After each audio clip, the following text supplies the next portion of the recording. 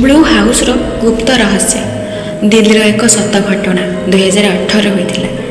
ଦିଲ୍ଲୀର ଏକ ଗଳିରେ ଥିଲା ଗୋଟିଏ ନୀଳ ଘର, ବ୍ଲୁ ହାଉସ୍। ସେଠାରେ ରହୁଥିଲେ ବର୍ମା ଫ୍ୟାମିଲି। କିନ୍ତୁ କିଛି ଦିନ ପରେ ସେଠାରୁ ସେ ଚାଲିଗଲେ।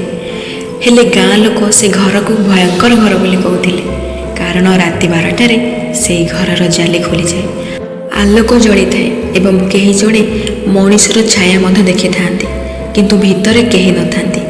ପୋଲିସ ଏହାର ତଦନ୍ତ ଆରମ୍ଭ କଲେ, କିନ୍ତୁ 3 ଦିନରେ 3 ଜଣ ଅଫିସର ଅସୁସ୍ଥ ହୋଇଗଲେ। ଗାଁ ଲୋକ ଭାବିଲେ କି ଏଠି ଭୂତ ଅଛି, କିନ୍ତୁ ଇନ୍ସପେକ୍ଟର ରଜତ ସିଂ ଏହାକୁ ଚ୍ୟାଲେଞ୍ଜ ଭାବରେ ନେଲେ। ସେ ରାତିରେ ଘରେ ଲୁଚି ରହିଲେ।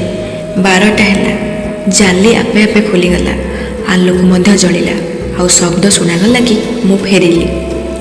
କିନ୍ତୁ ସତ କଥା ହେଲା, ବର୍ମା ଫ୍ୟାମିଲିର ପୁଅ ଯେ 5 ବର୍ଷ ଆଗରୁ ହଜିଯାଇଥିଲା, ସେ ଗୋଟିଏ ଟେକ୍ନୋଲୋଜି ଗିକ୍ ଥିଲା। ସେ ଘରର ଏହି ସେନ୍ସରକୁ ରେକର୍ଡ଼ିଂ ସିଷ୍ଟମ୍ ଲଗାଇଥିଲା, ଯାହା ରାତି 12ଟାରେ ଆପେ ଆପେ ଚାଲି ହୋଇ ତାଙ୍କ ନିଜ ଶବ୍ଦ ଚଲାଉଥିଲା।